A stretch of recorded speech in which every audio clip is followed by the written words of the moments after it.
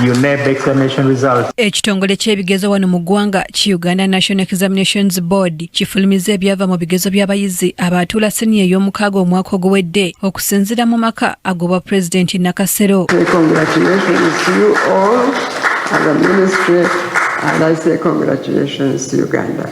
Thank you.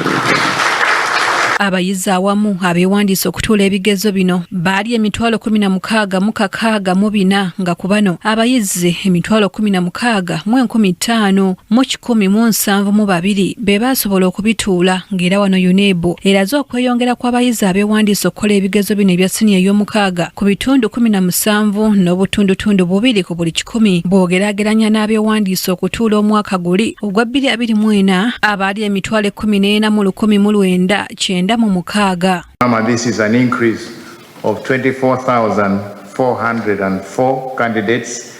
That is 17.2%. Abayizi abawala baali 7,264 abeewandiisa okukola ebigezo bino nga bye bitundu 43.7 ku buli 100 so nga abayizi ab'obulenzi baali 9,336 nga bano baakola ebitundu 5.6 ku buli 100 ng'ebifo awamu ebyatuulirwamu ebigezo bino biri 2,452 ng'era nabyo kiragiddwa nga bwe byeyongera okuva ku ebyo ebyaliwo mu 2024 ebyali ebifo 2,255. For this examination also increased by 197 or 8.7% from 2,255 in 2024 to 2,452 this year.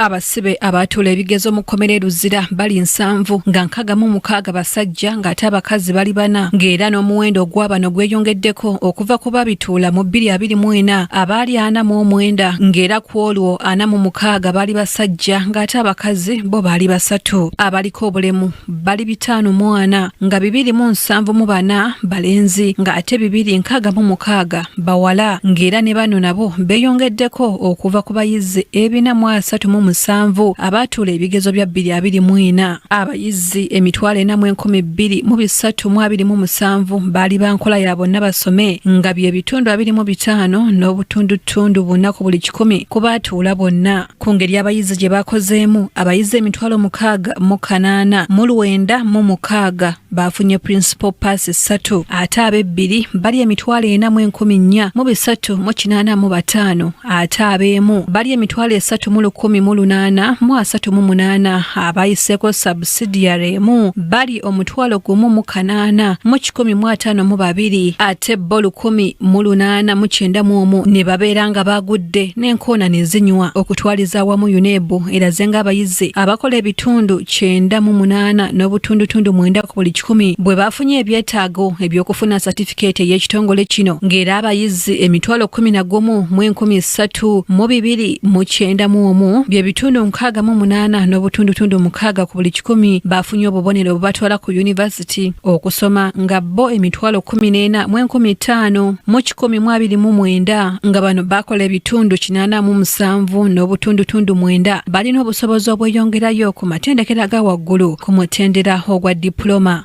Abayizi ab'obuwala awamu bakize ku balenzi okukola obulungi kyokka nga baasinze kwegirisiza nnyo masomo ga arts ng'ate abalenzi beerisiza nnyo enkuuli mu masomo ga ssaayansi. Proportionally, female candidates performed better than their male counterparts at the principal level pass A to E. However, at the top level of A passes, we see that the males scored better than the female candidates in mathematics and the sciences. Amasomo agasinze okukolebwa obulungi kuliko literature, geography, history, CRE in general paper. Principal level pass A to E, we have recorded improvements. Geography, literature in English, mathematics, agriculture, chemistry, and biology. In economics, UNEB eraze ng'abakola amasomo ga arts bwe bakyasomoozebwa n'okutaputa ebibuuzo ng'era bo abakola essomo ly'eddiini erya CRE kisangiddwa nga baatawanyizibwa nnyo mu kukozesa ekitabo ekitukuvu so nga n'abakola ssaayansi kiragiddwa nga bwe bataafuna mukisa gumala mu kukola obwoleke obwa practicals so ng'era bakyasanga obuzibu okutaputa ebibuuzo mu nnimi ennansi.